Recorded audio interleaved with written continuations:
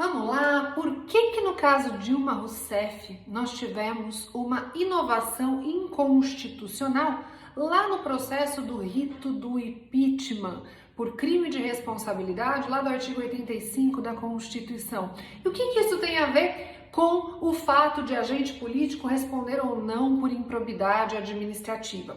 Eu peguei duas temáticas que têm um link, que tem uma interdisciplinariedade, um assunto do direito constitucional e outro assunto do direito administrativo, para trazer aqui para esse nosso IGTV. Professora Licínia Rossi na área, trazendo essa temática aí para você. Pegue o aviãozinho, encaminhe esse IGTV para os seus amigos, que se eu tiver bastante compartilhamento, eu vou fazer vários vídeos com temas quentes para vocês. Então me ajudem aí. Vamos lá, olha só. Quando eu falo da temática dos agentes políticos e se agente político responde ou não pela lei de improbidade administrativa, eu preciso, numa apertada síntese, definir quem são os agentes políticos.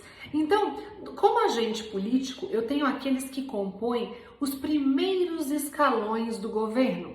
No Poder Executivo, o Presidente da República, governadores, prefeitos, seus respectivos vices, auxiliares imediatos, por exemplo, ministros de Estado e secretários, por exemplo. No Poder Legislativo, nós temos, classificando, e sendo classificados como agentes políticos, os deputados, tanto federais quanto estaduais, deputados, então, senadores e vereadores. E no âmbito do Poder Judiciário, usando uma classificação do Eli Lopes Meirelles, magistrados e membros do Ministério Público. Então, esses são os nossos agentes políticos. E aí, a pergunta de $1 milhão é: Presidente da República, você responde pela lei de improbidade administrativa? Você, enquanto agente político, nessa classificação, que é agente político, Presidente da República, você responde pela lei de improbidade administrativa, pela lei 8429 de 92? Ou será que não? Será que você responde apenas e tão somente pelo crime de responsabilidade, lá da lei 1079 de 50, e só respondendo por isso? Veja, aqui meu objetivo não é esmiuçar o tema, eu trabalho isso no meu livro, no meu manual de direito administrativo da editora Saraiva. Eu falo de todos os agentes políticos e trago todo o regramento, os cases, as repercussões gerais que nós temos envolvendo esse assunto, envolvendo o prefeito, envolvendo a reclamação 2138 do ministro de Estado da Ciência e Tecnologia, ministro Ronaldo Mota Sandenberg. Aqui o objetivo não é falar dos outros agentes políticos e nem da teoria da transcendência dos motivos determinantes, porque isso eu conto nos meus cursos, lá no ACFlix, no meu livro, para os meus alunos. Aqui é trazer uma palhinha específica do Presidente da República. E se o Presidente da República responde ou não pela lei de improbidade administrativa. Resposta: o Presidente da República, quando atenta contra a probidade na administração, tendo condutas desonestas, imorais, que não se coadunam com o regramento e com a ideia da boa administração, aquela boa administração sistematizada por Maurício Oriú, o Presidente da República, ele vai se atentar contra a probidade na administração, ele vai cometer crime de responsabilidade. Isso está lá no artigo 85, inciso 5 do texto constitucional. Então, além de outras condutas envolvendo o crime de responsabilidade, quando o chefe do Executivo Federal, o presidente, ele atenta contra a probidade na administração, ele responde por crime de responsabilidade. E aí, nos termos do parágrafo único do mesmo artigo 85, ele vai ser processado com fulcro, com fundamento na Lei 1079 de 50. Então, o processo e julgamento vai seguir, no caso de crime de responsabilidade, o que está lá na Lei 1079 de 50. Mas qual que é a diferença, de ele responder pela Lei 8429 de 92, a Lei de improbidade, e o crime de responsabilidade, esse regime de responsabilização constitucionalmente previsto? O que acontece é que sempre que eu falo de crime de responsabilidade, e estou falando aqui de todas as condutas que estão ali elencadas no artigo 85, eu tenho uma participação aqui da Câmara dos Deputados para o processo de julgamento do presidente da República, eu tenho uma participação do Senado Federal, eu tenho uma participação do presidente do STF. E por que, Licínia? Por quê? Porque, veja, quando existe uma denúncia do presidente da República por crime de responsabilidade, por exemplo, quando o presidente atenta contra a probidade na administração, eu tenho, primeiramente, uma análise liminar da idoneidade da denúncia contra o presidente da República, que é feita pelo presidente da Câmara dos Deputados, primeira etapa. Se o presidente da Câmara entender que tem pertinência àquela denúncia, o processo continua, não é? O processo vai continuar. Vai ser formada uma comissão especial na Câmara dos Deputados para elaboração de parecer, discussão e votação. Aqui eu não vou explicar todo esse trâmite, mas só para vocês entenderem. Comissão especial na Câmara, plenário da Câmara dos Deputados, se pertinente e procedente a acusação contra o presidente, isso vai para o Senado Federal. E aí, lá no Senado Federal, eu tenho uma etapa que é chamada, eu tenho um procedimento que ele é trifásico. Eu tenho 3 fases no Senado Federal. E aí, o Senado Federal, que é poder legislativo, exercendo função atípica de julgar. Porque se o presidente da República comete crime de responsabilidade, é o Senado que julga, com esse juízo de admissibilidade de 2/3 da Câmara que antecede essa etapa de julgamento pelo Senado.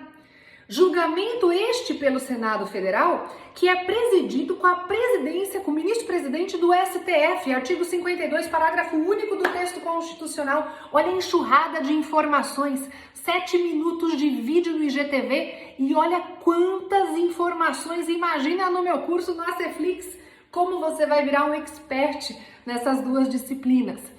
Então, muito bem, Senado Federal julgando o presidente da República por crime de responsabilidade, com todo esse trâmite.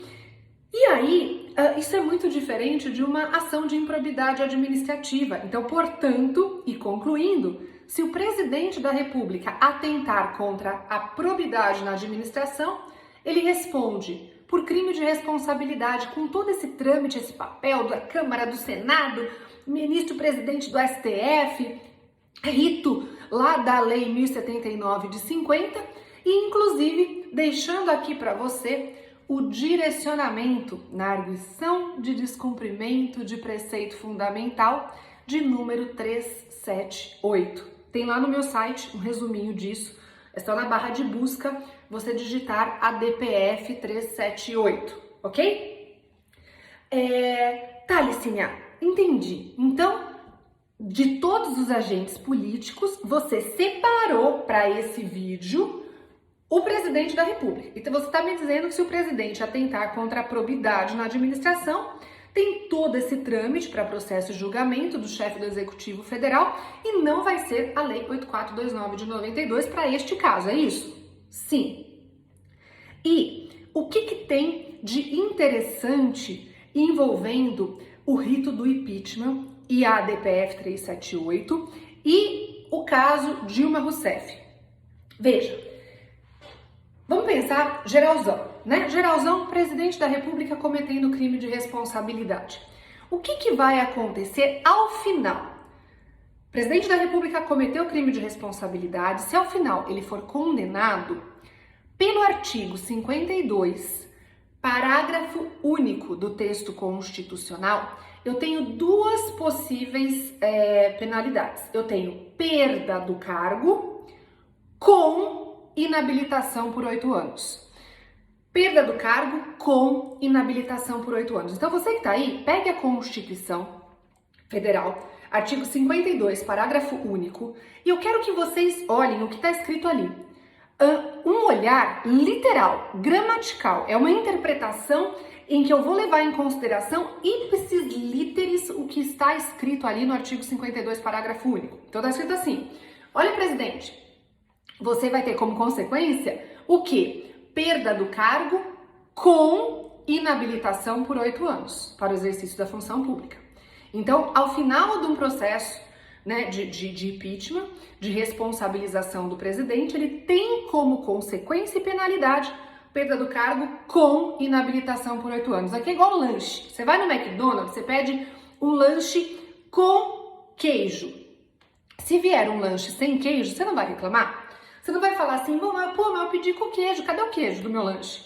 Né? Se você pede alguma coisa com outra coisa, né? Queijo com goiabada. Você vai comer um queijo com goiabada, o famoso Romeu e Julieta, né? Se tiver só o queijo sem a goiabada, tá faltando um pedaço. Ok, isso é claro para vocês? Ah, Licínio, isso é óbvio, né?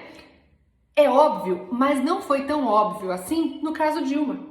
E aqui eu não tô fazendo juízo político, eu não tô falando de política, então mimizento de plantão. Aqui não é análise política, é uma análise jurídica com base numa interpretação literal do artigo 52, parágrafo único. O que aconteceu?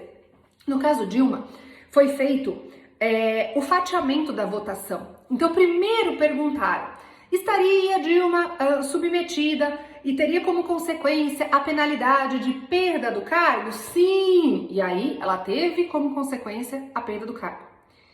Agora, quando foi feita a segunda pergunta, eles fatiaram algo que não era para fatiar.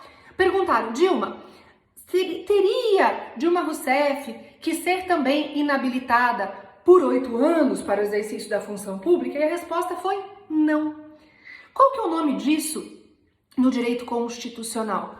Ocorreu aqui uma inovação inconstitucional. Por que inconstitucional?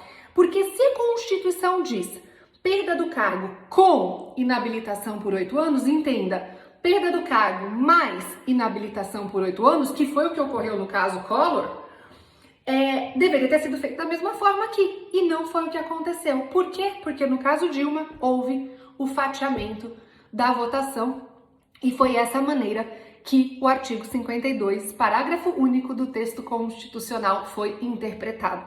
Então toda vez que você for comprar um lanche com queijo, lembre disso, lembre dessa dica, essas associações bobas da vida, mas que vão fazer você nunca mais esquecer essa temática.